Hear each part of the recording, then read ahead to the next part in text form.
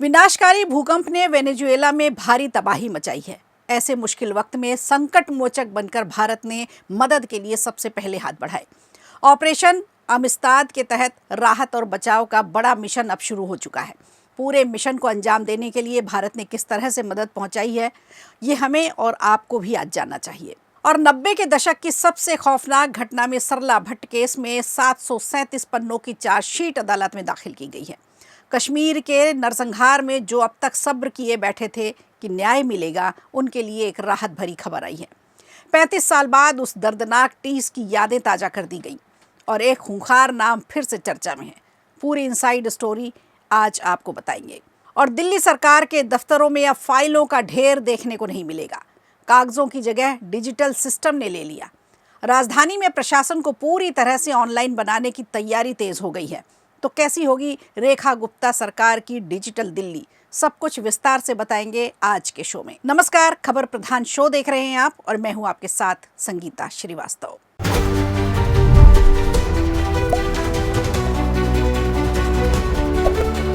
Venezuela में आए भीषण भूकंप ने सब कुछ तबाह कर दिया। कई बड़ी इमारतें मलबे में तब्दील हो गई। इस संकट की घड़ी में दुनिया के कई देश वेनेजुएला की ओर मदद के लिए बढ़े। ऐसे में भारत ने भी सबसे पहले मदद का हाथ बढ़ाया। भारत ने मानवीय सहायता के तौर पर ऑपरेशन अमिस्ताद शुरू किया है। इस मिशन के तहत भारतीय वायुसेना के 2 C-17 ग्लोबमास्टर विमान राहत सामग्री और 41 सदस्यों वाली विशेष टीम लेकर वेनेजुएला पहुंच चुके हैं।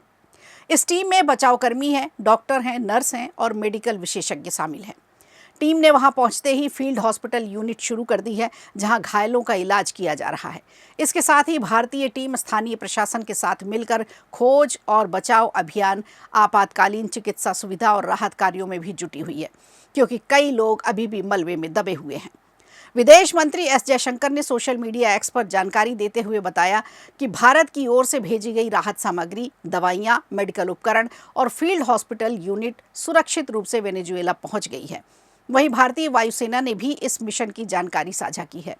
वायुसेना के मुताबिक दोनों C-17 ग्लोबमास्टर विमानों ने करीब 23 घंटे की लंबी उड़ान भरकर दिल्ली से काराकस तक 14,000 किलोमीटर से ज्यादा की दूरी तय की। इस मिशन को कम समय में पूरा करना अपने आप में एक बड़ी उपलब्धि माना जा रहा है। भारतीय वायुसेना के अनुसार इस विमानों के जरिए करीब 66 टन मानवीय सहायता वेनेजुएला पहुंचाई गई है। इसमें भारतीय सेना का फील्ड हॉस्पिटल है, 35 टन से ज़्यादा राहत सामग्री है, दवाइयां हैं, मेडिकल उपकरण हैं और 2 भीष्म क्यूब भी शामिल हैं। ये आधुनिक मेडिकल यूनिट आपदा के समय तेजी से इलाज शुरू करने में मदद करती हैं। विदेश मंत्रालय ने भी कहा है कि भारत इस कठिन समय में वेनेजुएला की सरकार और वहां के लोगों के साथ मजबूती से खड़ा है। मंत्रालय के मुताबिक ज़रूरत पड़ने पर आगे भी हर संभव मदद की जाएगी, सहायता भेजी जाएगी। बुधवार शाम वेनेजुएला में 7.2 और 7.5 तीव्रता के 2 शक्तिशाली भूकंप आए थे। कई इलाकों में भारी तबाही मचा गया ये भूकंप। राहत और बचाव लगातार जारी है और लापता लोगों की तलाश अब भी की जा रही है। हजारों घर बेघर हो गए और अब तक करीब 1450 लोगों की मौत की खबरें भी आ चुकी हैं।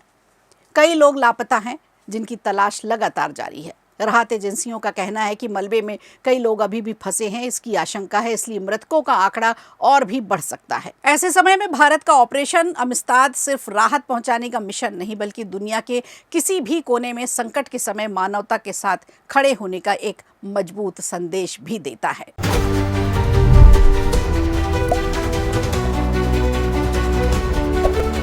और कश्मीर के चर्चित सरला भट्ट रेप और मर्डर केस में 35 साल बाद बड़ा अपडेट सामने आया है।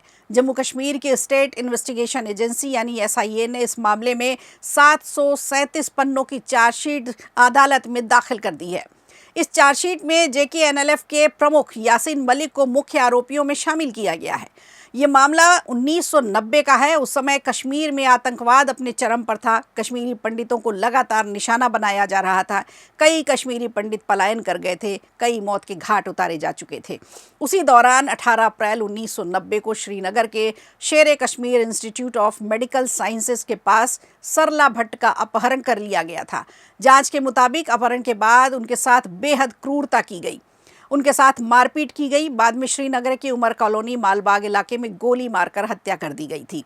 इस घटना ने पूरे देश को झकझोर दिया था और इसे कश्मीर में आतंकवाद का सबसे दर्दनाक अध्याय माना जाता है। लेकिन उस समय घाटी में लगातार आतंकवाद बढ़ रहा था, जिसकी वजह से इस मामले की जांच आगे नहीं बढ़ पाई थी। गवाह डर के कारण सामने नहीं आते थे। केस कई सालों तक फाइलों में ही दबा रहा। हालात सामान्य होने के बाद स्टेट इन्वेस्टिगेशन एजेंसी ने इस पुराने मामले की दोबारा जांच शुरू की। जांच टीम ने पुराने सबूतों को फिर से इकट्ठा किया।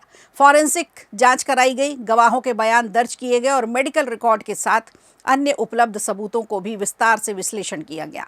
इन्हीं सबूतों के आधार पर एसआईए ने 737 पन्नों की चार्जशीट तैयार की। चार्जशीट में जेकेएलएफ के तत्कालीन कमांडर मोहम्मद यासिन मलिक, खुर्शीद अहमद चालकू, अब्दुल हामिद शेख, मोहम्मद यूसुफ सूफी उर्फ इदरीस और गुलाम मोहम्मद टपलू को मुख्य आरोपी बनाया गया है। जांच एजेंसी का कहना है कि इन सभी के सरला भट्ट के अपहरण और हत्या में भूमिका सामने आई है। हालांकि इस मामले में 35 साल में अब्दुल हामिद शेख, मोहम्मद यूसुफ सूफी उर्फ इदरीस और गुलाम मोहम्मद टपलू की मौत हो चुकी है। वहीं यासिन मलिक फिलहाल एक दूसरे मामले में एनआईए की न्यायिक हिरासत में है। अब इस नए मामले में भी यासिन के खिलाफ चार्जशीट दाखिल होने के बाद कानूनी प्रक्रिया आगे बढ़ाई जाएगी। जानकारी के लिए आपको बता दें, 18 मार्च 2024 को पुलिस महानिदेशक के आदेश पर इस मामले की जांच एसआईए को सौंपी गई थी। एजेंसी ने गवाहों के बयान, फॉरेंसिक और मेडिकल रिपोर्ट के आधार पर, इलेक्ट्रॉनिक सबूतों के आधार पर, फील्ड जांच के आधार पर मामले की दोबारा जांच की। इसके बाद 737 पन्नों की चार्जशीट तैयार की। साल 2023 में उपराज्यपाल मनोज सिन्हा के निर्देश पर 1990 के दशक के सभी लंबित मामलों की फिर से समीक्षा शुरू की गई थी। इसी दौरान सरला भट्ट हत्याकांड की जांच भी दोबारा शुरू की गई और अब चार्जशीट दाखिल की गई है।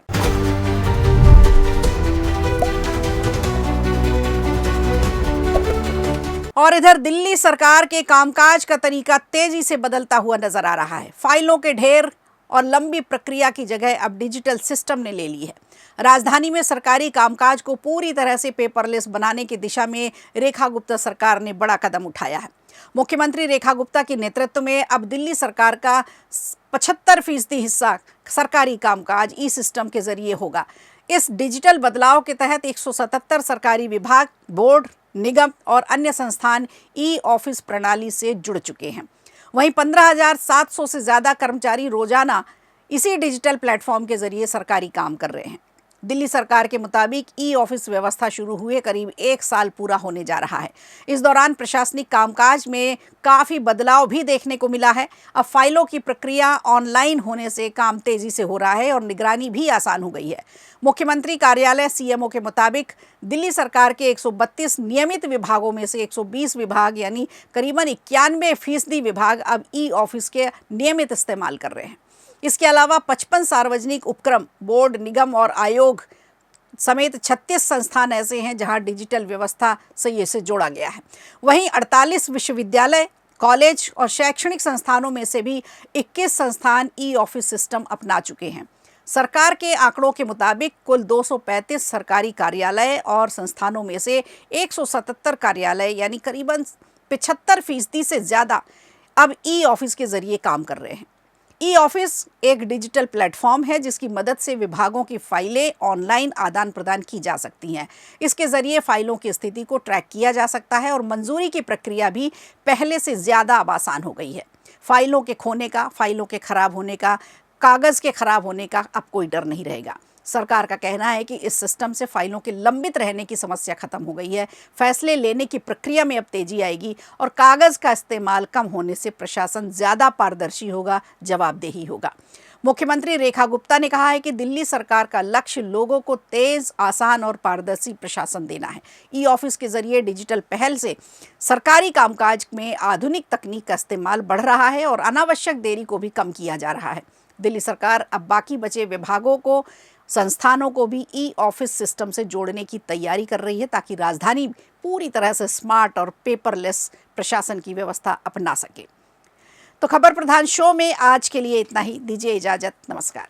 वीडियो अच्छा लगा हो तो लाइक कीजिए, शेयर कीजिए और कमेंट बॉक्स में हमें ज़रूर बताइए।